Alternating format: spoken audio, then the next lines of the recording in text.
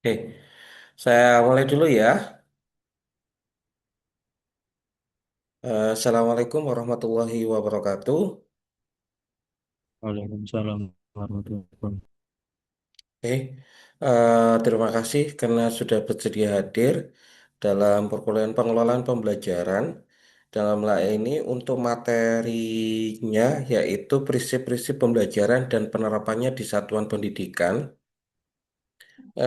Monggo silakan hari ini yang presentasi adalah Najwa sama Selin, yang lainnya mohon didengarkan dan setelah itu kalau jika ada yang ditanyakan, monggo nanti di sesi diskusi. Demikian dari saya, selebihnya saya kembalikan lagi kepada mahasiswa yang presentasi. Monggo dipersilakan.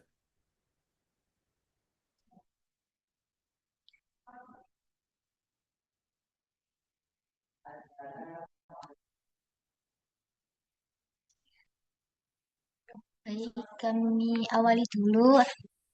Assalamualaikum warahmatullahi wabarakatuh. Waalaikumsalam Waalaikumsalam warahmatullahi warahmatullahi wabarakatuh. wabarakatuh. Di sini saya Fikriatun Najwa dan juga Marcelin akan menjelaskan mengenai prinsip-prinsip pembelajaran dan penerapan di satuan pendidikan. Yes. Ah,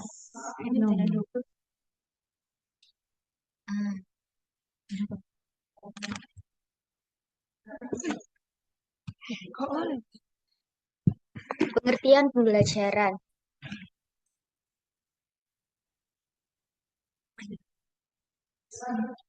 Pembelajaran merupakan suatu sistem yang terjadi atas beberapa komponen, di mana komponen tersebut digunakan sebagai penunjang untuk guru mengajar kepada siswanya di satuan pendidikan, baik secara langsung atau tatap muka maupun tidak langsung lewat media atau sumber belajar yang sesuai.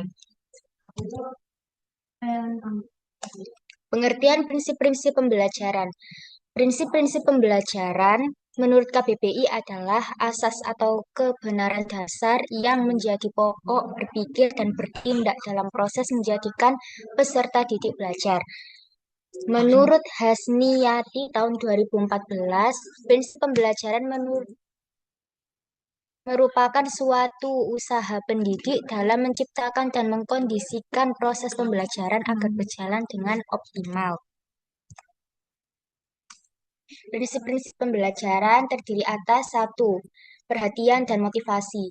Perhatian anak akan maksimal ketika mata pelajaran yang sesuai dengan minat dan kebutuhannya. Sedangkan motivasi menjadi mesin penggerak yang mendorong adanya semangat dalam belajar. Kedua, ada keaktifan. Menurut teori belajar kognitif, belajar menunjukkan adanya aktivitas pengolahan informasi berupa transformasi dari informasi yang didapat. Dengan demikian, seseorang bersifat aktif, konstruktif, dan mampu merencanakan sesuatu. Prinsip-prinsip pembelajaran yang ketiga yaitu ada keterlibatan langsung.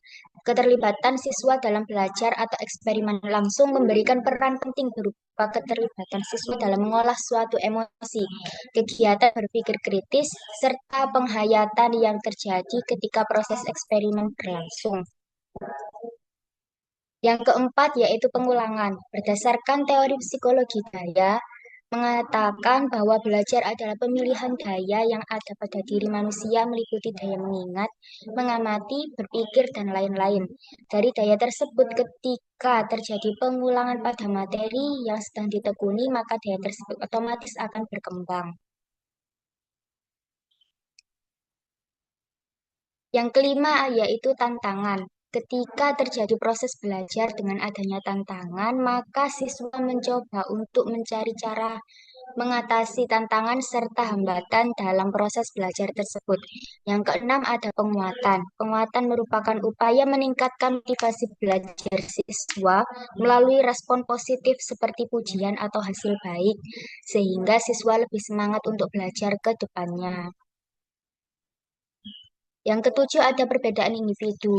Perbedaan individu yang terjadi pada siswa membuat guru harus dapat menyesuaikan materi, metode irama, dan tempo penyampaian. Bagi siswa yang tingkat kemampuannya rendah, guru harus memberikan perhatian lebih dengan latihan soal atau pelajaran ekstra. Sedangkan bagi yang kemampuannya menonjol, guru memberikan penugasan yang lebih intensif pada anak yang lain, dari anak yang lain.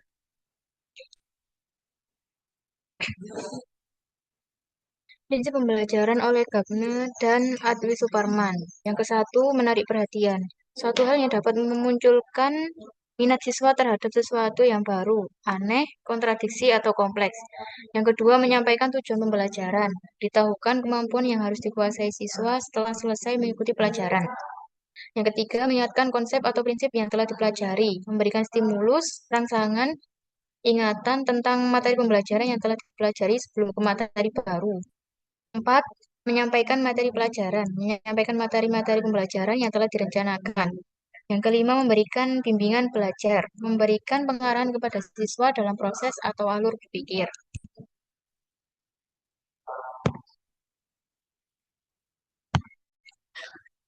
Yang keenam, memperoleh kinerja atau penampilan siswa. Siswa diminta untuk menunjukkan atau menyampaikan tentang apa yang telah dipelajari atau penguasaannya terhadap materi. 7. Memberikan balikan. Memberitahu seberapa jauh ketepatan performance siswa. Yang kedelapan, menilai hasil belajar. Memberitahukan hasil tes atau tugas untuk mengetahui seberapa jauh siswa telah menguasai tujuan pembelajaran. Yang kesembilan, memperkuat retensi dan transfer belajar. Merangsang kemampuan mengingat-ingat dan mentransfer dengan memberikan rangkuman. Mengadakan review atau mempraktikkan apa yang telah dipelajari. Prinsip pembelajaran yang dikemukakan oleh Adwi Suparman. A. Respon-respon baru, new response, diulang sebagai akibat dari respon yang terjadi sebelumnya. Yang B. Perilaku tidak hanya dikontrol oleh akibat dari respon, tetapi juga dipengaruhi oleh kondisi lingkungan siswa. C. Perilaku yang timbul akan hilang atau berkurang frekuensinya bila tidak diperkuat dengan akibat yang menyenangkan. D. Belajar yang berbentuk respons dari adanya stimulus yang terbatas. Akan kemampuan yang didapat hanya akan berpengaruh pada situasi atau hal yang mirip saja. Yang ke E, belajar menggeneralisasikan dan membedakan adalah dasar untuk belajar sesuatu yang lebih kompleks seperti yang berkaitan dengan pemecahan masalah. Situasi mental siswa dalam proses belajar mempengaruhi perhatian dan ketekunan siswa selama proses siswa belajar. Yang ke F, kegiatan belajar yang dibagi menjadi langkah-langkah kecil dan disertai umpan balik menyelesaikan tiap langkah. Akan membantu siswa dalam memahami suatu materi lebih cepat. Yang G, kebutuhan memecah materi kompleks. Kegiatan-kegiatan kecil dapat dikurangi dengan mewujudkan dalam suatu model.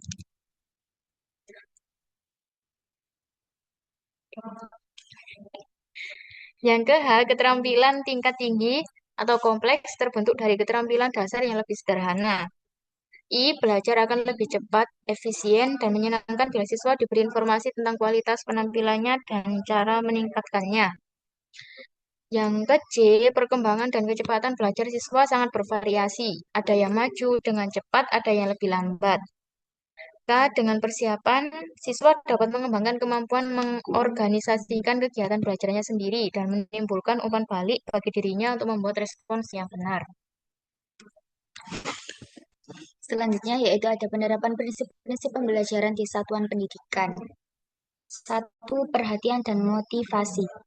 Di satuan pendidikan sekolah dasar, guru menggunakan cerita, permainan, dan media menarik atau gambar atau alat peraga agar siswa tertarik sejak awal. Pada tingkat SMP, guru memberi apresiasi dan reward untuk meningkatkan semangat serta perhatian siswa. Di SMA, guru mengaitkan materi dengan kehidupan nyata, masa depan, atau karir agar memunculkan motivasi intrinsik. Kedua, keaktifan. Pada sekolah dasar, siswa diajak tanya jawab sederhana, diskusi kecil, dan maju ke depan kelas. SMP, siswa aktif dalam diskusi kelompok, berpendapat, dan menjawab pertanyaan. Pada SMA, siswa didorong untuk berpikir kritis, berargumen, dan aktif dalam diskusi mendalam. Yang ketiga, keterlibatan langsung atau learning by doing. Pada tingkat SD, menggunakan benda konkret seperti kelereng atau alat peraga. Pada tingkat SMP, siswa terlibat dalam praktik, diskusi, dan menyelesaikan soal secara langsung. Pada tingkat SMA, siswa melakukan proyek, praktikum, atau pemecahan masalah yang lebih kompleks. Keempat, pengulangan. Pada tingkat SD, latihan soal rutin dan pengulangan materi di akhir pembelajaran. Pada tingkat SMP, review materi sebelumnya dan latihan soal untuk memperkuat konsep. Pada tingkat SMA, pengulangan melalui evaluasi, latihan soal HOTS, dan refleksi pembelajaran. Yang kelima, tantangan. Pada tingkat SD, soal diberikan bertahap dari mudah ke sulit untuk melatih dasar berpikir. Pada tingkat SMP, siswa diberi soal yang menantang atau kontekstual untuk melatih pemecahan masalah. Pada tingkat SMA, diberikan soal kompleks dan HOTS untuk mengembangkan berpikir kritis dan analitis. Yang keenam, ada penguatan. Pada tingkat SD, seperti pujian, tepuk tangan, stiker, dan reward sederhana untuk meningkatkan semangat belajar siswa. Pada tingkat SMP, penguatan berupa pujian, nilai tambahan, dan feedback agar siswa lebih percaya diri. Pada tingkat SMA, penguatan lebih bersifat kontekstual seperti apresiasi terhadap argumen, analisis, dan berpikir kritis. Yang ketujuh yaitu perbedaan individu. Pada tingkat SD, guru memberi perhatian khusus dan tugas sesuai kemampuan siswa. Pada tingkat SMP, guru mulai menerapkan pembelajaran berdiferensiasi sesuai kemampuan siswa. Pada tingkat SMA, guru menyesuaikan pendekatan berdasarkan karakter, kemampuan, dan gaya belajar siswa.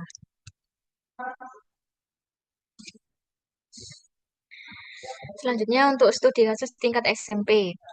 Yang A, identitas kasus mata pelajaran matematika, kelasnya itu di 8 SMP, materinya SPLDV atau sistem persamaan linear dua variabel. Deskripsi kasusnya dalam situasi pandemi COVID, pembelajaran di sekolah diberlakukan 2 sesi. Peneliti melakukan observasi pada guru matematika kelas 8C dalam mengajar materi SPLDV. Peneliti mengobservasi mengenai penerapan prinsip-prinsip belajar selama proses pembelajaran berlangsung, tentang semua hal yang dilakukan guru dan bagaimana respon atau tanggapan dari siswa. Penerapan prinsip-prinsip pembelajaran. Yang pertama, perhatian dan motivasi.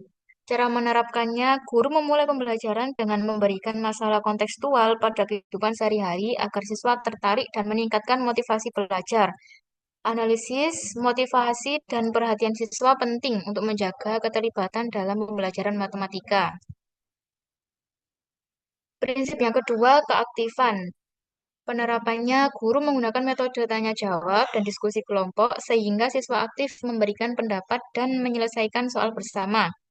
Sedangkan analisisnya, keaktifan siswa muncul lewat pertanyaan dan aktivitas yang melibatkan pengalaman secara langsung. Prinsip yang ketiga, keterlibatan langsung. Penerapannya, siswa diminta menyelesaikan soal SPLDV secara langsung di papan tulis atau melalui diskusi kelompok. Untuk analisisnya, keterlibatan langsung membuat siswa lebih memahami konsep daripada guru hanya memberikan penjelasan melalui ceramah. Prinsip yang keempat, pengulangan. Cara penerapannya, guru melakukan review materi sebelumnya dan memberikan latihan soal berulang untuk memperkuat pemahaman konsep kepada siswa. Analisisnya, pengulangan membantu memperkuat daya ingat dan memperjelas pemahaman siswa. Prinsip yang kelima, tantangan. Penerapannya, guru memberikan soal dengan tingkat kesulitan bertahap dan memberi reward bagi siswa yang mampu menyelesaikan soal tercepat. Analisisnya, tantangan dalam pembelajaran mendorong siswa lebih termotivasi untuk memecahkan masalah-masalah yang lebih kompleks. Prinsip yang keenam, penguatan. Penerapannya, guru memberikan pujian, nilai tambahan atau umpan balik positif setelah siswa menyelesaikan tugas. Analisis, penguatan melalui latihan dan umpan balik membantu meningkatkan hasil belajar siswa. Prinsip yang ketujuh, perbedaan individu. Penerapan penerapannya, guru menerapkan pembelajaran berdiferensiasi, misalnya siswa dengan dapat memahami dan mengerjakan soal dengan cepat, maka diberikan soal lanjutan. Siswa memahami dan mengerjakan soal dengan lambat, maka diberikan bimbingan tambahan materi. Analisisnya, perbedaan individu siswa mempengaruhi cara belajar dan gaya mengajar guru harus bervariasi agar menjangkau keseluruhan kemampuan siswa yang berbeda-beda. Kesimpulannya, untuk kesimpulan kasusnya, dalam pembelajaran matematika di SMP, prinsip pembelajaran tidak berdiri sendiri, tetapi saling berkaitan. Penerapan yang konsisten dapat meningkatkan motivasi dan semangat belajar siswa, memperbaiki hasil belajar siswa, serta kepercayaan diri siswa akan meningkat dan berkembang, mengoptimalkan proses dan hasil pembelajaran matematika siswa SMP. Terima kasih. Oke, siap. Sebelum pertanyaan, sedikit saya bantu ngulas ya. Jadi yang pertama, ketika saya menyarankan untuk presentasi ke depannya, itu sebenarnya tidak hanya membaca saja, sebenarnya kayak seperti ini ya. Coba di slide kedua ya, bisa ditampilkan ya.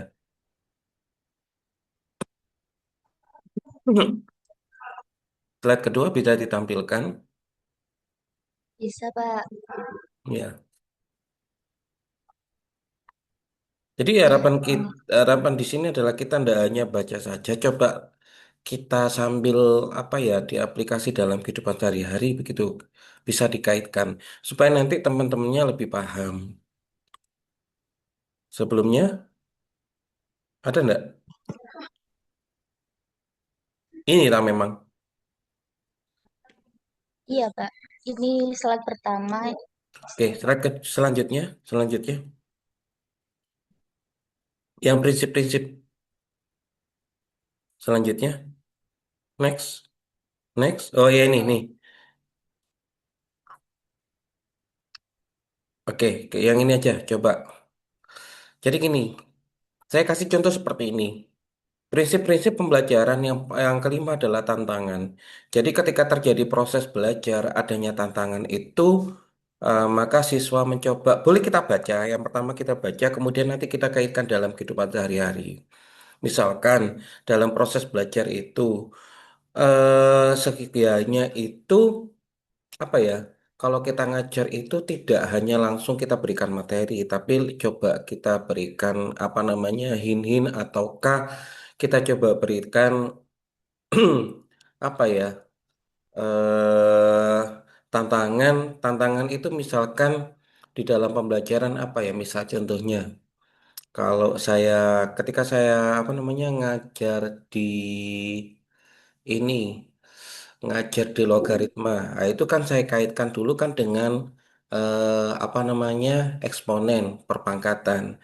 Lah, coba diingatkan kembali, kasih tantangan terkait tentang ini materi yang sebelumnya bisa.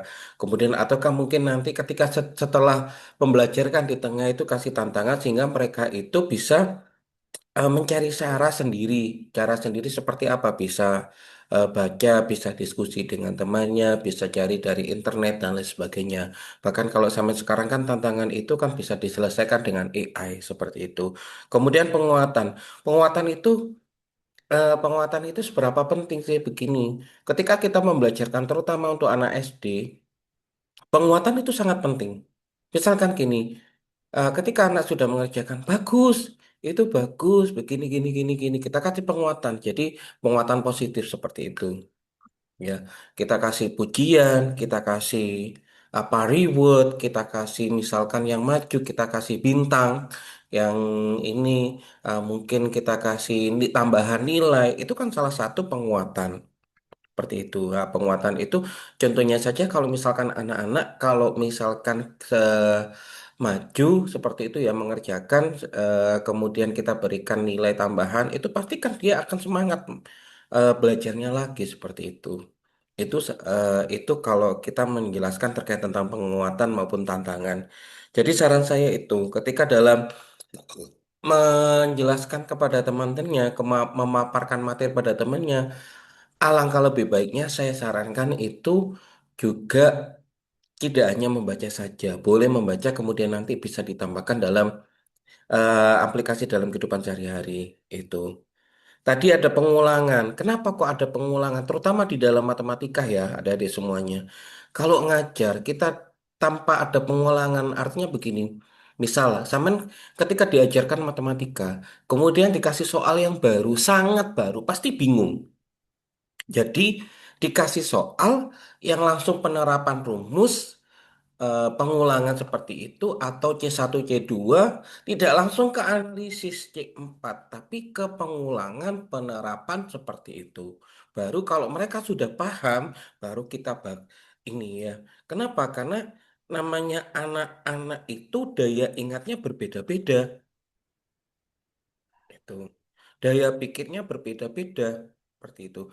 Apalagi kalau mengulang. Sedulu ketika saya pernah ya, ketika saya di SD dulu, pengulangan itu terjadi ketika saya belajar perkalian. Itu menghafal mengulang satu kali, satu sama dengan satu. Jadi setiap kali mau masuk kelas, ketika kelas mau mau pelajaran matematika itu kita ini pengulangan nggak seperti itu. Itu salah satunya. Itu. Tapi efektif atau tidak kembali lagi kepada individu masing-masing dan juga dari evaluasi dari guru seperti itu. Monggo, selanjutnya itu ya saran saya ya ketika dalam nanti menjelaskan kepada teman-temannya. Baik, Pak. Terima kasih.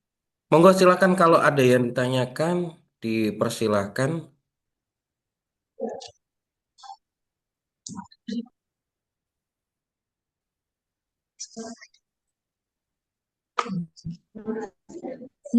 Izin mau tanya. Ya, monggo. Ina, mau tanya ya. Yang di pengulangan ini. Ya ini ya. Betul betul. Nah, di situ kan kalau di pengulangan itu kan sangat penting untuk mengembangkan daya pikir siswa. Gimana sih cara guru dapat menyeimbangkan prinsip tersebut dengan kurikulum yang saat ini itu sekali terlalu padat dan menutup kesempatan materi. Sudah, terima kasih nih.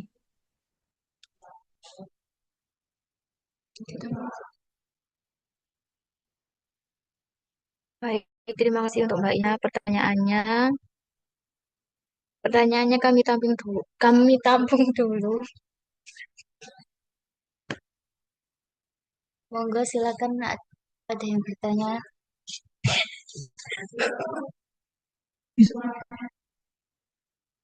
Ini. Saya mau bertanya, em, yang di teori dari Atwi Suparman, prinsip teori Atwi Suparman.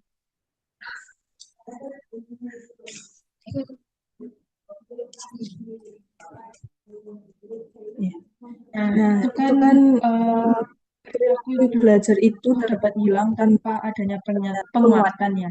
Lalu bagaimana dengan fenomena di Indonesia, di mana siswa itu lebih cenderung hanya belajar pada ujian saja?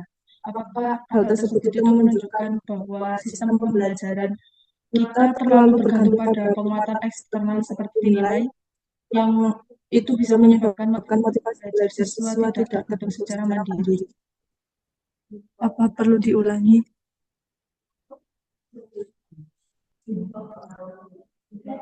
Perlu diulang. Jadi itu bagaimana dengan fenomena di Indonesia? Siswa itu lebih cenderung hanya belajar itu pada saat ujian saja. Apakah hal tersebut itu menunjukkan kalau sistem pembelajaran kita terlalu bergantung pada penguatan eksternal seperti nilai seperti itu?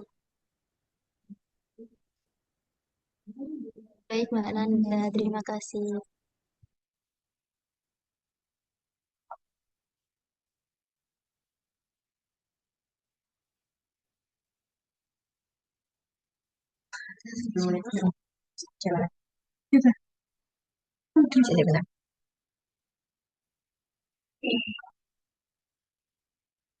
Kurang 8 menit. Jadi saya Iya, disambung. Baik, saya akan menjawab pertanyaan dari Mbak Ina. Pertanyaannya tadi, bagaimana cara guru dapat menyeimbangkan prinsip ini dengan tuntutan kurikulum saat ini yang seringkali terlalu padat dan menuntut percepatan materi. Yang dimaksud itu prinsip pengulangan. Jadi, strateginya itu yang pertama itu bisa pengulangan berkala. Guru tidak mengulang materi sekaligus, tapi membagi dalam beberapa pertemuan dengan jeda waktu. Misalnya materi hari ini itu diulas lagi secara singkat di awal pertemuan berikutnya. Cara ini membantu siswa mengingat lebih lama tanpa harus menambah waktu khusus di tengah kurikulum yang padat. Yang kedua, integrasi pengulangan dalam aktivitas. Jadi pengulangan disisipkan dalam kegiatan belajar, bukan sesi khusus. Contohnya di tengah pembelajaran, guru memberikan kuis cepat atau diskusi yang mengaitkan materi sebelumnya. Misalnya sebelum masuk topik baru, siswa diminta menjawab pertanyaan singkat tentang materi kemarin.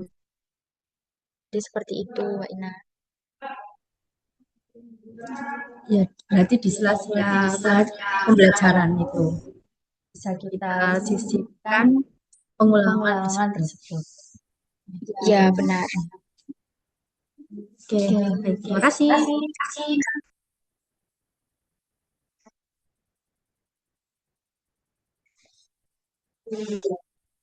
Saya tambahkan, saya setuju. Jadi pengulangan itu memang tidak harus ada sesi apa namanya sesi tersendiri. Jadi ketika di dalam pembelajaran langsung saja, misalkan saja memang kita lihat dari ketuntasan pemahaman dari satu kelas itu seperti apa. Kalau memang misalkan, kan kalau kita sebagai guru, kalau memang benar-benar kalau ngajar itu benar-benar ngajar ya, pasti tahu, bisa merasakan bahwasanya, oh ternyata masih setengah dalam pembelajaran, masih mereka belum paham. Lah itu jangan langsung dikasih apa namanya evaluasi soal tes evaluasi, akan tetapi coba diberikan pancing-pancingan, perlu ditambahkan pengulangan, perlu ditambahkan apa ya namanya ya, itu. Jadi pengulangan itu bukan semacam remedial, bukan. Jadi pengulangan itu di dalam proses pembelajaran bisa seperti itu. Contohnya saja ketika saya mengajarkan, ada yang ditanyakan, mereka diem. Ada misalkan ditanyakan paham semuanya, diem semuanya, tapi kan di situ kan kita lihat bahwasanya pasti oh ternyata masih belum paham kelihatannya. Ya udah kita tambahkan pengulangan, tambahkan materi-materi tambahan atau aplikasi dalam kehidupan sehari-hari ataukah mungkin contoh-contoh yang relevan seperti itu. Mungkin itu. Monggo silakan dilanjutkan.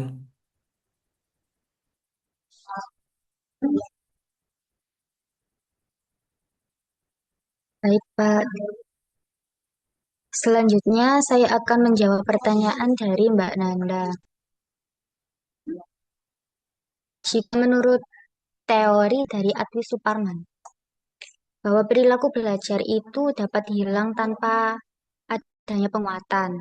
Lalu bagaimana dengan fenomena di Indonesia di mana siswa itu lebih cenderung hanya belajar pada saat ujian saja? Apakah hal tersebut menunjukkan bahwa sistem pembelajaran kita terlalu bergantung pada penguatan eksternal seperti nilai yang bisa menyebabkan motivasi belajar siswa yang tidak terbentuk secara mandiri?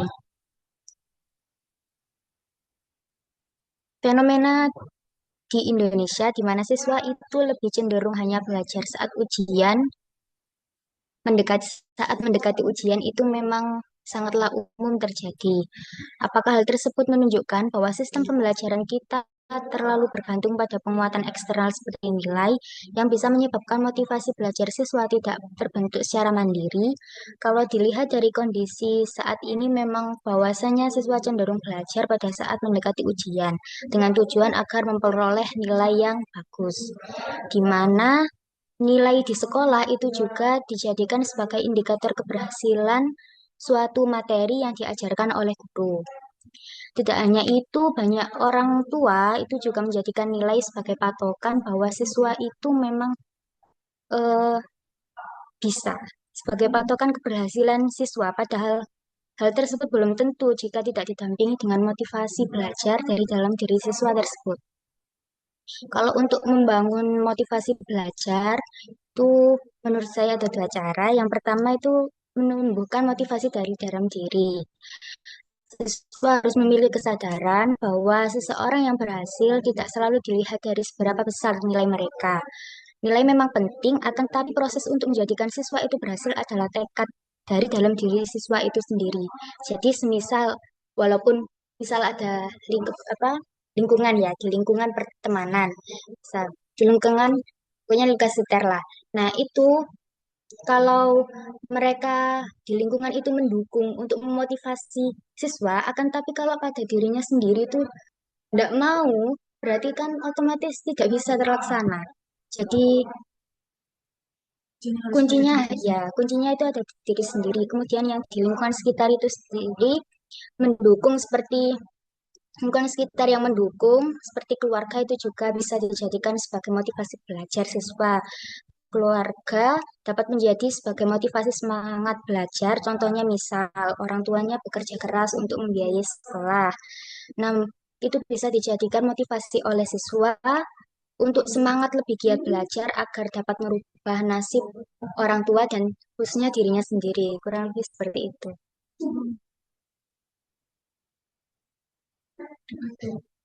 Berarti motivasinya itu kenapa kita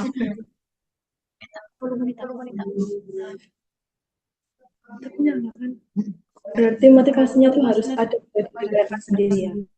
Walaupun dibantu sama orang lain, tapi kalau dirinya sendiri nggak ada motivasi itu juga bisa.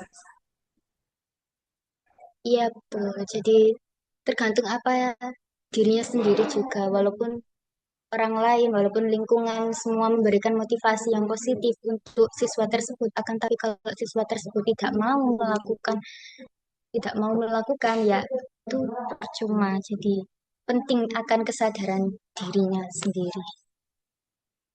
Berarti eh,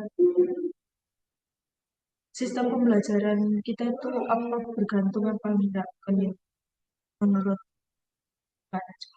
Kalau menurut saya, ya, walaupun sekarang mulai ada seperti apa itu, setahu saya ya, itu kan ada kayak di kurikulum Merdeka atau apa, itu kan ada seperti ketika praktek-praktek kan ada praktek-prakteknya gitu kan pasti dinilai kan proses-prosesnya pasti dinilai. Tapi tetap nilai juga menjadi hal utama dalam